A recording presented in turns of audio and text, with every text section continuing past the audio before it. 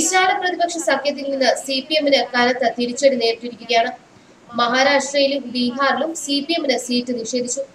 അതിനാൽ സഖ്യത്തിൽ നിന്ന് പിന്മാറി പാർട്ടി ഒറ്റയ്ക്ക് മത്സരിക്കാൻ തീരുമാനിച്ചിരിക്കുകയാണ്.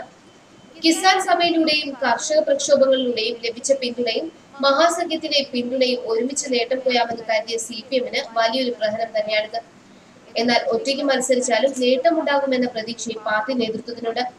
മഹാരാഷ്ട്രയിലെയും ബീഹാറിലെയും വിശാല പ്രതിപക്ഷ സഖ്യത്തിൽ തിരഞ്ഞെടുപ്പിന് മുൻപേ സിപിഎം ഉണ്ടാകില്ലെന്ന് ഉറപ്പായി കഴിഞ്ഞു. വിജയസാധ്യതയുള്ള സീറ്റുകൾ നിഷേധിച്ചതിനാൽ ഇരു സംസ്ഥാനങ്ങളിൽ നിന്നും പ്രതിപക്ഷ സഖ്യത്തിൽ നിന്ന് സിപിഎം പിന്മാറി. ഇരു സംസ്ഥാനങ്ങളിലും സിപിഎം ഒറ്റയ്ക്ക് മത്സരിക്കാനാണ് ഇപ്പോൾ തീരുമാനിച്ചിട്ടുള്ളത്. മഹാരാഷ്ട്രയിൽ എൻസിപി സിപിഎമ്മിന് ദിൻഡോറി സീറ്റ് നിഷേധിച്ചു. കോൺഗ്രസുമായുള്ള സീറ്റ് ചർച്ചയിൽ നാസിക് ജില്ലയിലെ ദിൻഡോറി സീറ്റ് എൻസിപിക്ക് നൽകാമെന്നായിരുന്നു ധാരണയായിരുന്നത്. എന്നാൽ വിജയസാധ്യതയുള്ള ഈ സീറ്റ് വേണമെന്ന് സിപിഎം ആവശ്യപ്പെടുകയായിരുന്നു. മഹാരാഷ്ട്രയിലെ കാർഷിക മേഖലയിലുള്ള പ്രധാന സീറ്റുകളിലൊന്നാണ് ദിൻഡോറി. കഴിഞ്ഞ 3 തവണയും ഇവിടെ ജയിച്ചത് ബിജെപിയാണ്. കർഷക പ്രക്ഷോഭങ്ങളുടെയും മറ്റും പശ്ചാത്തലത്തിൽ കിസാൻ സഭയിലൂടെ സിപിഎമ്മിന് ഇവിടെ നല്ല സ്വാധീനമുണ്ടെന്ന വിലയിരുത്തലിലാണ് സിപിഎം ഈ സീറ്റ് ചോദിച്ചത്. മണ്ഡലത്തിൽ കനത്ത ഭരണവിരുദ്ധ വികാരമുണ്ടെന്നും സിപിഎം വിലയിരുത്തുന്നു. എന്നാൽ ഈ സീറ്റ് എൻസിപിക്ക് തന്നെ നൽകാൻ കോൺഗ്രസ് തീരുമാനിക്കുകയായിരുന്നു. ഈ സീറ്റിൽ ഒറ്റയ്ക്ക് മത്സരിക്കാൻ സിപിഎം തീരുമാനിച്ചിട്ടുണ്ട്. ബീഹാറിൽ ഉജിയാർപൂർ സീറ്റും സിപിഎമ്മിന് നൽകില്ലെന്ന് ആർജെഡി ഉറച്ച നിലപാടെടുത്തതോടെ അവിടെയും സഖ്യം പാളി. ബീഹാറിലും ഒറ്റയ്ക്ക് മത്സരിക്കാൻ സിപിഎം തീരുമാനിച്ചു. അതേസമയം മഹാസഖ്യത്തെ അനുനയിപ്പിക്കാൻ കോൺഗ്രസ് പാടുപെടുമ്പോൾ സഖ്യത്തിന്റെ കാര്യത്തിൽ ബിജെപി സേഫായി.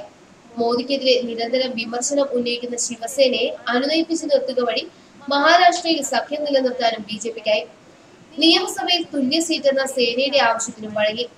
ആന്ധ്രാപ്രദേശിൽ YSR കോൺഗ്രസും തെലങ്കാനയിൽ TRSഉം പാർട്ടിയുടെ വലയിലാണ്. പഞ്ചാബിൽ അകാലിദളുമായി സഖ്യം തുടരുന്നു.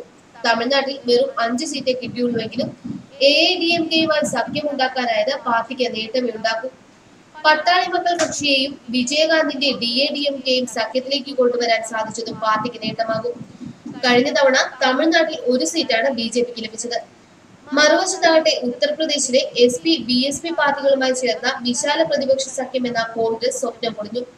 ഇപ്പോൾ നീക്കുപോക്കിന് പോലും സാധ്യതയില്ലാത്ത മട്ടിലെ ഇവിടെ പ്രതിപക്ഷ പാർട്ടികൾ തമ്മിലുള്ള ബന്ധം. ദില്ലിയിൽ സഖ്യത്തിന് ശ്രമിച്ച പരാജയപ്പെട്ട AAP കോൺഗ്രസിനെ നിരന്തരം വിമർശിക്കുന്നു. തെലങ്കാന തിരഞ്ഞെടുപ്പ് ഫലത്തോടെ ആന്ധ്രയിൽ TDPയുമായ പരസ്യ സഖ്യം വേണ്ടെന്ന് പാർട്ടി തീരുമാനിച്ചു. കർണാടകയിൽ JDSുമായും മഹാരാഷ്ട്രയിൽ NCPയുമായും ജാർഖണ്ഡിൽ ഷിബി സോറനുമായും ഇതുവരെ സീറ്റ് ധാരണയായില്ല. ബീഹാറിലും സീറ്റ് വീതംവയ്പിലേക്ക് കടക്കാൻ കോൺഗ്രസിനും RJDക്കും സാധിച്ചിട്ടില്ല. തമിഴ്നാട്ടിൽ മാത്രമാണ് സഖ്യവും സീറ്റുമായത്. സിറ്റിംഗ് സീറ്റുകൾ വിട്ടുതരാനാവില്ലെന്ന CPM നിലപാടിന് വഴങ്ങി ബംഗാളിൽ ഇടതുപക്ഷവുമായി കോൺഗ്രസ് നീക്കുപോക്കുണ്ടാക്കിയിട്ടുണ്ട്. ന്യൂസ് ഡെസ്ക് മലയാളി വാർത്ത.